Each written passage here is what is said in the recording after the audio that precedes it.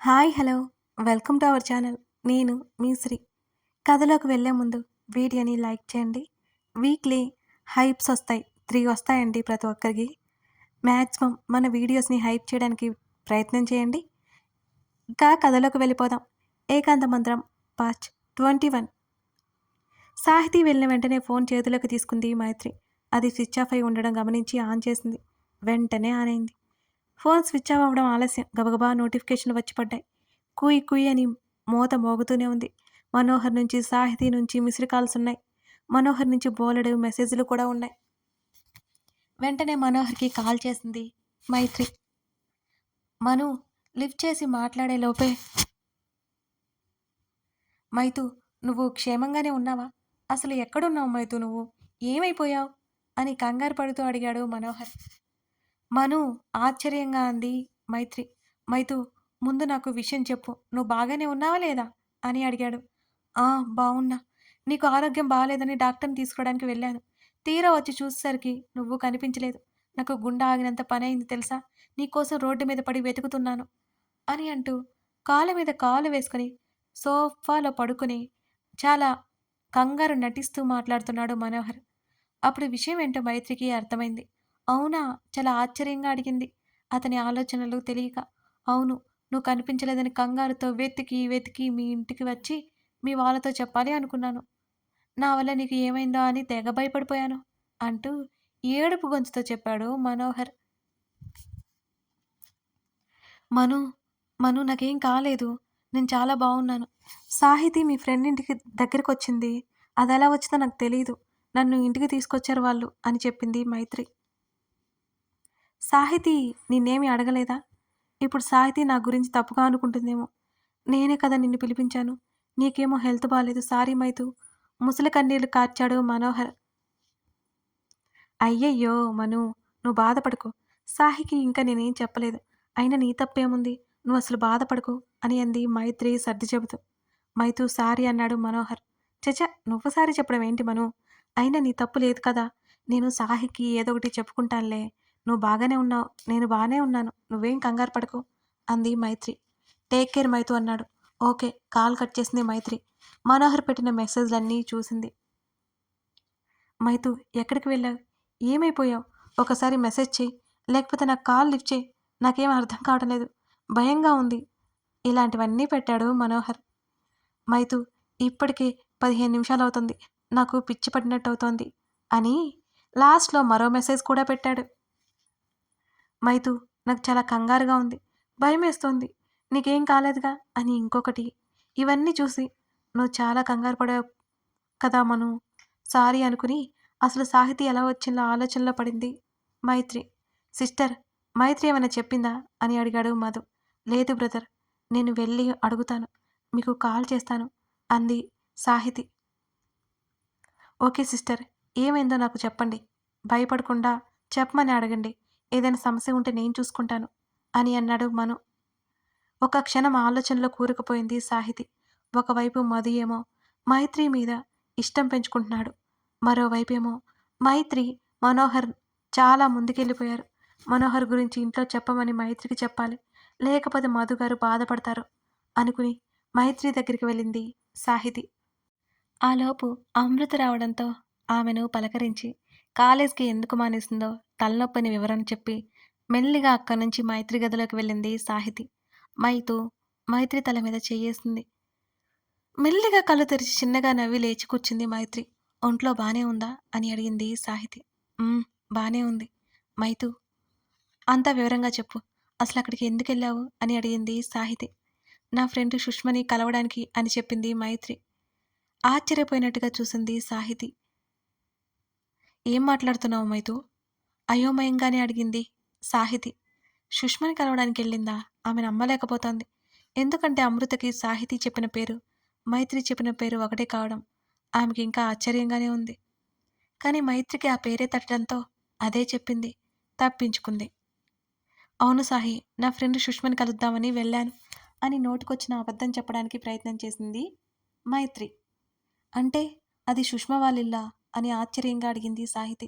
కాదు సాహి, సుష్మ వాళ్ళ ఇల్లు కూడా అక్కడే. లేదు లేదు, ఇంతకుముందు మనిద్దరం కలిసి వెళ్ళాం. అక్కడ కాదు కదా! సాహితి అడగగానే కంగారు కప్పిపుచ్చుకునే ప్రయత్నం చేసింది మైత్రి. వాళ్ళు ఇటు సైడ్ మరో ఇల్లు తీసుకున్నారు. ఆ ఇంటి అడ్రస్ నాకు తెలీదు కదా! అక్కడే ఆ వీధిలో దిగి సుష్మ వాళ్ళ ఇంటికి వెళ్ళడానికి సుష్మకి కాల్ చేస్తుంటే ఎందుకో కాల్ కలవలేదు. కళ్ళు తిరుగుతున్నట్టుగా అనిపిస్తుంటే మెల్లిగా ఆ ఇంటి ముందుకే వెళ్ళాను. ఒక పెద్దావిడ, ఒక అతను నన్ను లోపలికి తీసుకెళ్లారు. మంచినీళ్ళు తాగించి అలా రెస్ట్ తీసుకోమని చెప్పారు.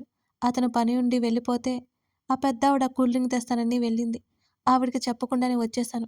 నాకు కళ్ళు తిరగడం వల్ల అవన్నీ పట్టించుకోలేకపోయాను. కారులో అంతా అలాగే అనిపించింది. మీతో కూడా సరిగ్గా మాట్లాడలేకపోయాను అని అబద్ధం చెప్పేసింది మైత్రి. ఎంతో కష్టంగా అబద్ధం చెప్పింది ఆ మాటలన్నీ సాహితికి. మైత్రి మాటలు సులువుగా నమ్మేసింది సాహితి. ఎందుకంటే మైత్రికి అబద్ధం చెప్పే అవసరం లేదు కదా అనేది సాహితి ఫీలింగ్. మైతూ, నువ్వు కాల్ లిఫ్ట్ చేయకపోయేసరికి భయపడి చచ్చాను తెలుసా? దారిలో మధుకర్ గారు కనిపించారు. ఆయన హెల్త్‌తో ఇక్కడి వరకు వచ్చాను అని చెప్పింది సాహితి. అవునా అన్నట్టు చూసింది మైత్రి. సాహి, ఈ దెబ్బలేంటి? అప్పుడు గమనించింది మైత్రి. సాహితి నుదుటి మీద దెబ్బను చూస్తూ అడిగింది. హడావిడిలో వస్తుంటే బైక్ స్కిడ్ అయి పడ్డాను అని చెప్పింది సాహితి మెల్లిగా. నీకేం కాలేదుగా? ఓ స్నేహితురాలు చేయి పట్టుకుని కంగారుగా అడిగింది. లేదు లేదన్నట్టు చిన్నగా నవ్వింది సాహితి. ఇక్కడే ఉండు. ఫస్ట్ ఎయిడ్ కిట్ తీసుకొస్తాను. ఎప్పుడూ ఏదో ఒకటి తగిలించుకుంటూనే ఉంటావు దెబ్బ. అర్జున్‌తో చెప్పి నీకు క్లాస్ ఇప్పించాలి అని నవ్వుతూ వెళ్ళిపోయింది మైత్రి. అర్జున్ పేరు చెప్పగానే సాహితీ పెదవుల్లో చిరునవ్వు వచ్చి చేరింది. కాసేపు అక్కడ ఉండి ఇంటికొచ్చింది మైత్రి. మైత్రి చెప్పేదంతా మధుకి చెప్పింది సాహితి. ఆ రోజు గండం గట్టెక్కింది అనుకున్నాడు మనోహర్. సాహితీ ప్రవర్తన రోజురోజుకి అతనికి నచ్చడం లేదు. మైత్రి సాహితీ స్నేహాన్ని గంగపాలు చేయడానికి ఏదైనా చేయాలనుకున్నాడు మనోహర్ కచ్చగా. అప్పుడే తను మైత్రి కలవచ్చు అనేది మనోహర్ ఫీలింగ్. తన మైత్రి గురించి ఆలోచిస్తూ అర్జున్‌కి కాల్ చేయలేదు. అర్జున్ కూడా చేయకపోయేసరికి కోపం వచ్చింది సాహితికి. అతను కేవలం తనని ఫ్రెండ్‌గా భావిస్తున్నాడని ప్రతి విషయంలో అర్థమవుతుంటే భారంగా మారిపోయింది సాహితీ మనస్సు. అతనికి కాల్ చేయకపోయినా తన కాల్ చేయకుండా ఉండలేదు కదా! వెంటనే వీడియో కాల్ చేసింది అతన్ని చూడాలనిపిస్తుంటే. కాల్ లిఫ్ట్ చేశాడు అర్జున్. హాయ్ సాహి! ఎప్పటిలా ఎంతో మృదువుగా పిలిచాడు సన్నగా నవ్వుతూ. నీ మీద కోపంగా ఉన్నాను అర్జున్ అంది సాహితి మూతి ముడుచుకుని. నేనేం చేశాను అని అన్నాడు అర్జున్ అయోమయంగా. నువ్వు నాకు కాల్ చేసి ఎన్ని రోజులవుతుంది అర్జున్ హా అని అడిగింది ముఖం చిన్నపుచ్చుకొని సాహితి. ఇదిగో ప్రాజెక్ట్ అయిపోయింది సాహి, ఇవాళ ఫంక్షన్. మధ్యాహ్నం వరకు దాని గొడవే సరిపోయింది. ఇదిగో ఇప్పుడే ఫ్రీగా ఉన్నాను అని అంటూ చుట్టూ ఉన్న డెకరేషన్ చూపించాడు అర్జున్. ఆల్రెడీ అక్కడ పార్టీ జరుగుతుంటే పక్కకు వచ్చాడు అర్జున్. అప్పుడు గమనించింది అతన్ని. బ్లాక్ సూట్లో ఎంత అందంగా కనిపించాడు. అచ్చం ఆకాశంలో ఉన్న నెలరాజుల. ఈ డ్రెస్ నీకు చాలా బాగుంది అర్జున్ అని అంది మెరిసే కళతో. థ్యాంక్ యూ చిరునవ్వుతో అన్నాడు అర్జున్. నువ్వు పార్టీ ఎంజాయ్ చేయి అర్జున్, మనం రేపు మాట్లాడుకుందాంలే అంది సాహితి. అర్జున్ ఏదో చెప్పబోయేలోపు ఎవరో అమ్మాయి సుడిగాల్లా వచ్చి అర్జున్ చేతిని చుట్టేసింది. ఆ దృశ్యం చూసిన సాహితి కొయ్యబారిపోయింది ఒక్కసారిగా. ఆమె మనసులో అసూయపు జ్వాలలు చెలరేగుతున్నాయి ఒక్కసారిగా. కష్టంగా కోపాన్ని ఆపుకుంటూ పళ్ళు బిగించింది. ఆ అమ్మాయి గాని పక్కన ఉంటే ఖచ్చితంగా పీక పిసికేది Sahithi. Jhansi, what is this? కాస్త విసుగ్గానే ఆమెతో విడిపించుకున్నాడు అర్జున్. ఓ సారీ నీకోసం వెతుకుతున్నాను. నువ్వు సడన్గా కనిపించేసరికి అని నసిగింది ఝాన్సీ అనే అర్జున్ కొలీగ్. సాహితి పళ్ళు పటపటలాడిస్తూ వాళ్ళనే చూస్తోంది. నేను వస్తాను, నువ్వెళ్ళు ఆమెను పంపేశాడు అర్జున్. ఒకసారి డ్రెస్ సరి చేసుకుని తల ఎత్తి చూసి సాహితి వైపు చూశాడు. ముఖం నార్మల్గా పెట్టుకోవడానికి అష్ట కష్టాలు పడుతోంది సాహితి. ఓకే సాహి, నేను ఉంటాను అని అన్నాడు అర్జున్. అర్జున్, ఆగాగు. ఎవరా అమ్మాయి? మాకు తెలియకుండా ఎవరినైనా తెచ్చి పరిచయం చేస్తావా ఏంటి? గుండె లోపల మండిపోతుంటే ముఖంలో ఏ భావం చూపించకుండా చాలా మామూలుగా చిరునవ్వు తెచ్చుకుంటూ అడిగింది సాహితి. అంత లేదులే సాహి అని నవ్వి, ఎవరైనా అమ్మాయి ఉంటే అమ్మకి చెప్పి ఆ తర్వాత నీకే చెప్తాను సరేనా అని చిరునవ్వుతో అన్నాడు అర్జున్. అప్పటికి కాస్త రిలాక్స్ అయింది సాహితి. కానీ ఆ అమ్మాయి అర్జున్ని పట్టుకోవడం జీర్ణించుకోలేకపోతుంది. మరేంటి ఆ అమ్మాయి ఎంత చొరవగా ప్రవర్తిస్తోంది? హా, ఇంకా అనుమానం పోలేదు సాహితికి. ఆ అమ్మాయి ఇక్కడమ్మాయి కాదులే. ఫ్రెండ్లీగా ఉంటుంది అందరితో. నార్త్ అమ్మాయి అంతే అన్నాడు. దాన్ని ఫ్రెండ్లీగా ఉండడం అనరు అర్జున్. ఆ అమ్మాయి పట్టుకునే విధానంతోనే తెలుస్తుంది ఫ్రెండ్లీ కాదని. నీకు ఎప్పుడు అర్థమవుతుంది? అప్పుడేమో జనని, ఇప్పుడేమో ఝాన్సీ అంట ఝాన్సీ. నా బాధ నీకెప్పుడు అర్థమవుతుంది అని మనసులో అనుకుంది. సాహి ఏం ఆలోచిస్తున్నావు అని అడిగాడు. ఏం లేదు అర్జున్, ఏం లేదు. ఆమె నవ్వడానికి ప్రయత్నం చేసింది కానీ నవ్వే రాలేదు. సరే పార్టీ స్టార్ట్ అయిందిక, ఉంటాను అని అన్నాడు అర్జున్. ఆమె ముభావంగా కాల్ కట్ చేసింది. తన బుక్ చేతిలోకి తీసుకుంది. అర్జున్ ఫోటో ప్రేమగా తడివింది. బెడ్ మీద బోర్లా పడుకుని కాళ్ళు పైకి కిందకి కదిలిస్తూ పెన్ పట్టుకుని రాయడం మొదలుపెట్టింది సాహితి. మురిపిస్తావు, మై మరిపిస్తావు, నవ్విస్తావు, కవ్విస్తావు, కలిసి అడుగేస్తావు, అంతలోనే అంతలేని దూరాన్ని, ఆలోచనల భారాన్ని గుర్తు చేస్తావు. నీ చూపు సోకి వణికే నా మేని కదలిక కనిపించలేదా? నీ చెయ్యి తాకి పెరిగే నా గుండె సడి, మనసు చేసే అలజడి వినిపించలేదా? నాకు ఏకాంతంలో నీ పేరే మంత్రమై ఎదురుచూస్తున్న అచ్చం పొన్న చెట్టు నీడలో వేణు మాధవునికై వేచియున్న రాధికల. అర్జున్ గురించి ఆలోచిస్తూ వెల్లెలికలా తిరిగి ఆ పుస్తకాన్ని తన హృదయానికి హత్తుకుని, బాగా గుర్తుకొచ్చేస్తున్నావు అర్జున్. చటుక్కున 2 సంవత్సరాల కాలం గడిచిపోతే బాగుండు కదా. నాకు గాని ఆ శక్తి ఉంటే ఈ 2 సంవత్సరాలను ముందుకు జరిపేద్దును అని తన ఆలోచనకే తనకే నవ్వొచ్చి ఆ బుక్ జాగ్రత్తగా పెట్టి అక్కడి నుంచి లేచి బాల్కనీలోకి వచ్చింది సాహితి. అర్జున్ రూమ్ బాల్కనీ బోసిగా చీకటిగా కనిపించింది ఆమెకి. ఆకాశంలో నక్షత్రాలు, చంద్రుడు తన్ని చూసి నవ్వినట్టుగా ఉన్నాయి ఆ క్షణం.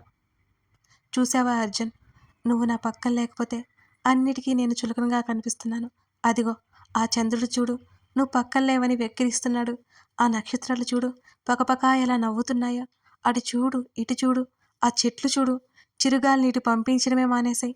అసలు ఆ చీకటి చూడు, నువ్వు పక్కన లేకపోతే బోసిపోయిన మన జంటలా ఎలా ముచ్చుమొహం వేసుకొని చూస్తుందో.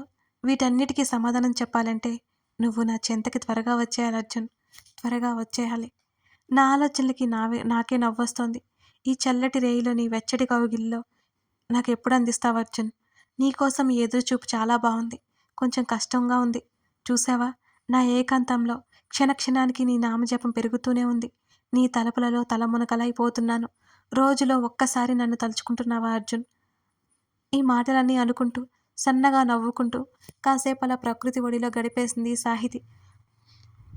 ఓ రోజు సాయంత్రం సమయంలో గార్డెన్లో కూర్చున్నారు మైత్రి, సాహితి ఇద్దరు. మైతూ, చెప్పు సాహి. సాహితి వైపు తలతిప్పి చూసింది మైత్రి. మనిద్దరం ఒకేసారి పెళ్లి చేసుకుందాం అని అంది సాహితి మెరిసే కళ్ళతో. నీ పెళ్ళికి ఇంకా 2 ఏళ్ళు టైం ఉంది తల్లి. నా పెళ్ళి ఈ సంవత్సరం జరిగిపోతుంది. అప్పటి వరకు నా పెళ్ళి పోస్ట్‌పోన్ చేసుకోమంటే ఎలా చెప్పు అని నవ్వింది మైత్రి. మిత్రద్రోహి అంది సాహితి. చాలేవే ఊరుకో. నీకంటే 3.5 ఏళ్ళు పెద్ద నేను. ఇంకో 3 సంవత్సరాలైనా ఆగాలి కదా నీ పెళ్ళికి. భుజాలు కదిలించింది మైత్రి. సర్లేమ్మా, నువ్వే ముందు పెళ్లి చేసుకో అని మూతి తిప్పి, ఇంతకీ అర్జున్ ఎప్పుడొస్తున్నాడు నీకు తెలుసా మైత్రి అని ఆతృతగా అడిగింది సాహితి. నెక్స్ట్ మంత్ అట అంది మైత్రి. ఆ మాట చెప్పగానే సంతోషంగా నిజమా అని అడిగింది మెరిసే కళ్ళతో. అవునన్నట్టు చిన్నగా నవ్వింది మైత్రి. నువ్వు అడగలేదా అర్జున్ని? లేదు, అడగలేదు. కొన్ని నిమిషాల తర్వాత, మైతు, నిన్నొకటి అడుగుతాను, నిజం చెప్తావా? మైత్రి వైపు చూసింది సాహితి. ఏంటి సాహి అని నెమ్మదిగా అడిగింది ఆమె ముఖంలో మారిన భావాలు గమనిస్తూ. అర్జున్ గురించి నీతో ఇలా మాట్లాడుతుంటే నీకేమనిపిస్తుంది అని అడిగింది సాహితి. నిజంగానే సాహితి ఏమడిగిందో అర్థం కాలేదు మైత్రికి. ఏం మాట్లాడుతున్నావు సాహి? అనిపించడం ఏంటి? విలువలు తెలియని అమ్మాయిలా కనిపిస్తున్నాను నీకు అని అడిగింది లోగొంతుకతో. పిచ్చి, ఏంటా మాటలు? అర్జున్ని నువ్వు ఇష్టపడ్డం అర్జున్ అదృష్టం. ప్రాణం పెట్టేసుకున్నావు వాడి మీద. నాతో చెప్పడంలో తప్పేముంది అని అంది సాహితి చేతిని పట్టుకొని మైత్రి. నువ్వు కూడా ఎక్కువ రోజుల విషయం దాచకుండా అర్జున్తో చెప్పే. నీ పెళ్లి జరుగుతున్న హ్యాపీ మూమెంట్లో నా ప్రేమ విషయం చెప్పేస్తాను అని కళ్ళు దించి చెప్పింది సాహితి. ఈసారైనా నమ్మొచ్చా? సాహితి గడ్డం కింద చేతిని పెట్టి తల పైకెత్తుతూ ఆట పట్టించింది మైత్రి. అర్జున్ బర్త్‌డే ఉంది కదా మైతూ! ఆ తర్వాత రోజు చెప్తాను. ఒకవేళ ఆ రోజు చెప్పాను అనుకో, అర్జున్ నో చెప్తే తన బర్త్‌డే రోజు ఏడవడం బాగోదు కదా! చిన్నగా నవ్వింది. నిన్ను కాదు అనుకునేది ఎవరే? ఆ మాటకి నవ్వి ఊరుకుంది సాహితి. కథ కొనసాగుతోంది. ఇదన్నమాట విషయం. ఈ పార్ట్‌లో సాహితీ రాసుకున్న మాటలు ఎలా అనిపించాయి? అంటే అవి మన సొంతవే అన్నమాట. మీకు నచ్చాయా? నచ్చితే తప్పకుండా కామెంట్ చేయండి. ఈ కథ ఎలా ఉందో చెప్పడం మర్చిపోకండి. Thank you for watching this video. మరో ఎపిసోడ్‌తో మనం మళ్ళీ కలుద్దాం.